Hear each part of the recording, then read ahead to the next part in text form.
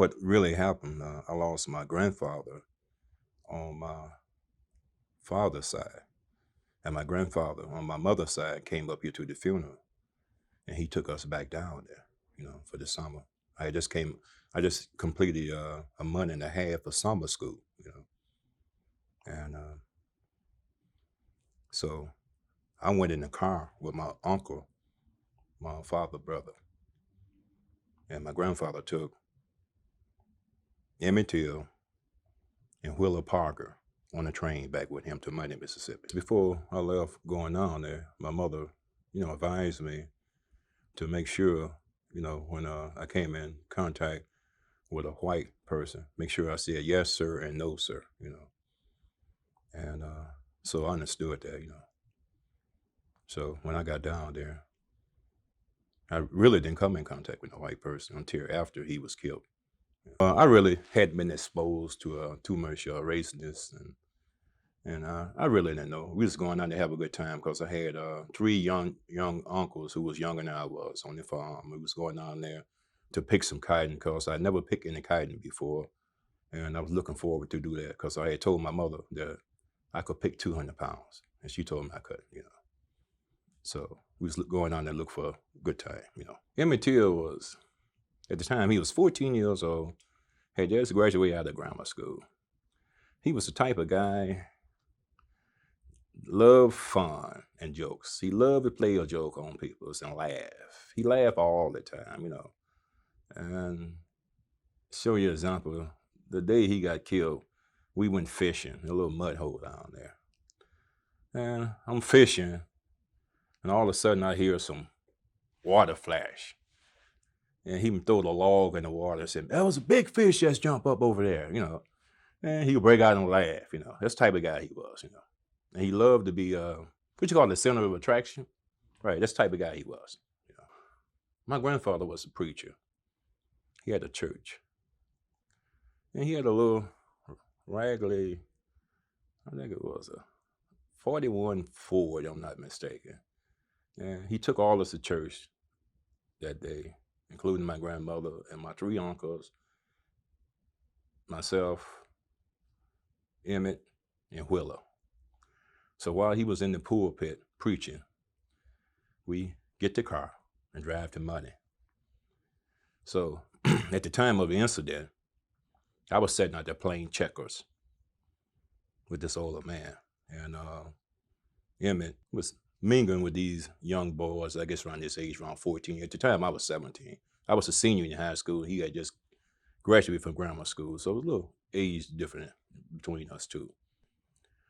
And the next thing I knew, one of the boys came up to me and say, man, you got a crazy cousin. He just went in there and said bye to that white woman. And that's when this man I was playing checker with, this older man, I guess he must have been around about 60 or 70, he jumped straight up and said, boy, say, y'all better get out of here. Say, that lady come out of that store and blow y'all brains out, So when he said that, she was coming out the store. And we hopped in the car and drove back to the church.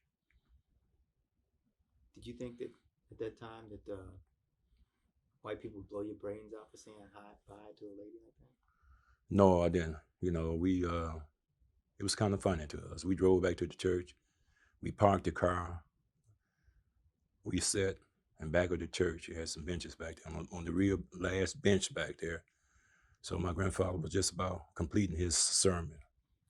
And so we got in the car, drove home, went to bed that night. So the next day, we was telling some kids, youngster lay around there what had happened, but they had heard about it. So one girl was telling us that we better get out of there because when that lady husband come back, gonna be big trouble. So we didn't tell our grandfather. We had told our grandfather. I'm sure he would have got us out of there. So anyway, he went into the store to buy some candy. Before then, he had showed the boys around his age. He had some picture of some white kids that he had graduated from. That was, female and male. So he told the boys down there, hey, you got around the store? It must have been around about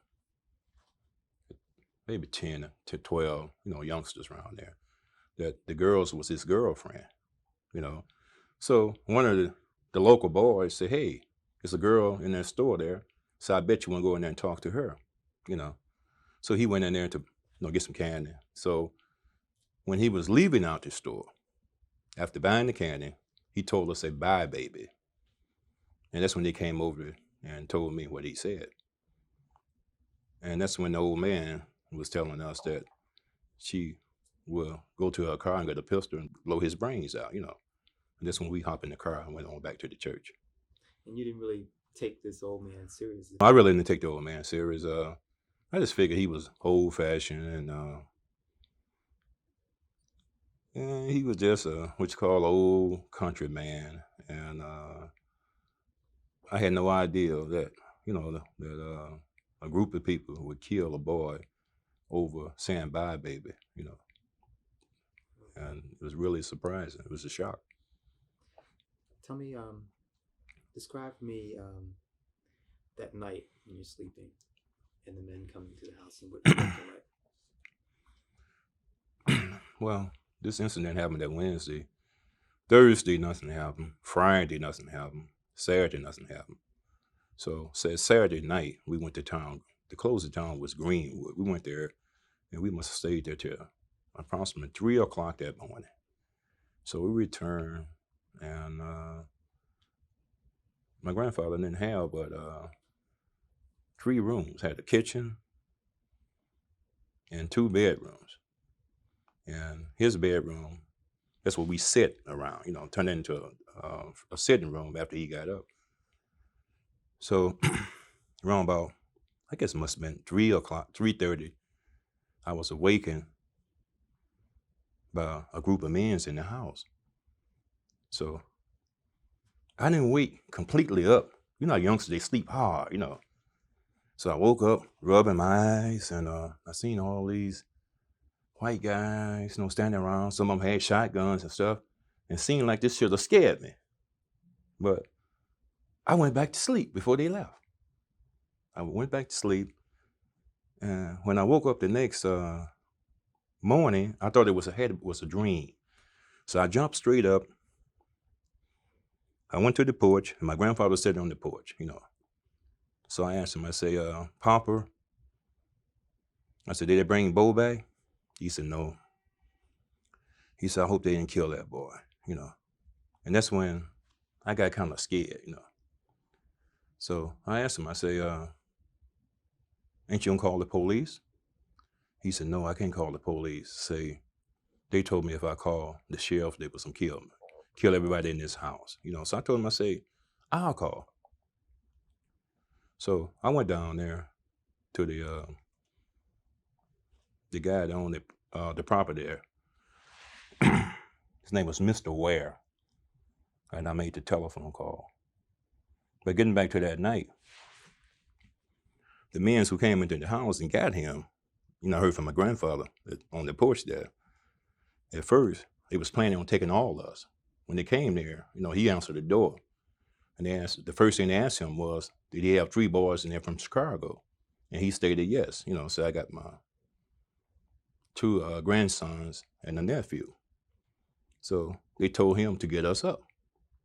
But in the course of getting us up, they changed their mind. I went to Mr. Warehouse. He was the, what you call a sharecropper owner.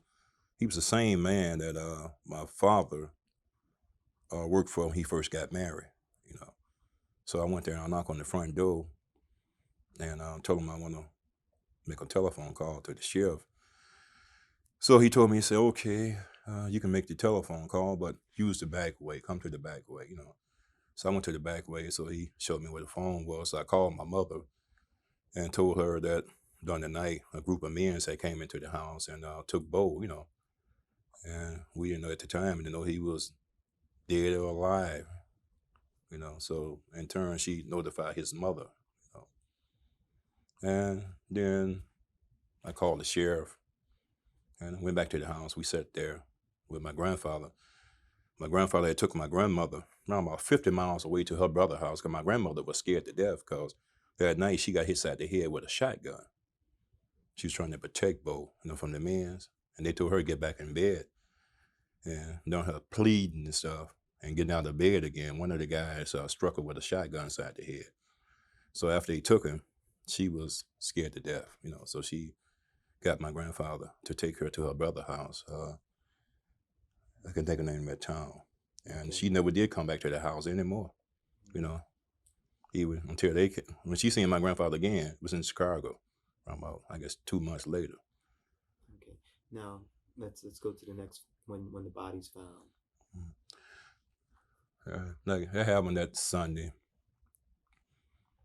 Wednesday, I was over some relative house. We was out there picking cotton. So one of my uncle named Maurice drove up there in the car in that 1941 Ford and was telling me, say, Curtis, they found Bo. Say, look. I said, is he alive? He said, no, he's dead. I said, Papa, want to know, do you have a suit? I said, no, I don't have no suit. He said, come on back, because they finna have his funeral, So I got in the car with him, and we rode back to the house. So my grandfather, he wasn't thinking, So I asked him, I said, Papa, I said, you think it'd be wise to bury him down here? I said, I'm sure Mamie would like to have the funeral in Chicago. He said, I don't know what to do. I said, why don't you let me call first? So I called Chicago again to my mother, and my mother got in touch with Mamie, and they got in touch with WNECP, and they had an undertaker. This was a white undertaker, to pick the body up and take it around about 50 miles away and put it in an air seal casket, and then they shipped it back to Chicago. But at first they had a black undertaker out there, and he was scared to death. He told my grandfather, they were trying to get him to take the body back to town, and he told them, say, listen, so they gave me strict orders not to bring this body back to town, and I'm not going to take it back to town, So in a way, when this white undertaker came and took over that body, he was glad to get rid of it. My mother said, well, no way that I can go back down there, We went back to Chicago, and plus my grandfather left there. He moved to a little place called Argo in Summit, Illinois. It's approximately 12 miles west of Chicago. And he went back to Money to testify. My grandfather's is Mose Wright. And while he was going to the courthouse, the car he was in was intercepted by 3 or 4 cars full of white men. And they was trying to force him off the road. But at the time, they didn't know that there was at least 3 more cars that were escorting him. And these other cars came up. So what these white men did, they just kept on going, did some name callings, and kept on down the road. But if he had been traveling alone in that car, he'd been in trouble. My mother was afraid that something would happen to me, like something happened to Emmett Till, And so she told, because they asked her, could I go back and testify, because I seen the men, and she told them no way, she was too afraid for me. What do you think of your grandfather when he testified and stood up and pointed these guys out to the beam? Well, at the time, I really didn't know, how brave he was until I got older.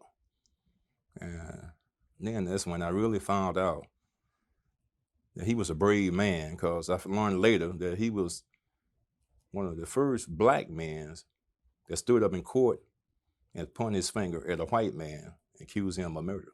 This is Mose Wright. I am the uncle of Emmett Louis Till. Sunday morning, about 2:30, someone called at the door. And I said, who is it? And he said, this is Mr. Bryant. I want to talk with you and the boy.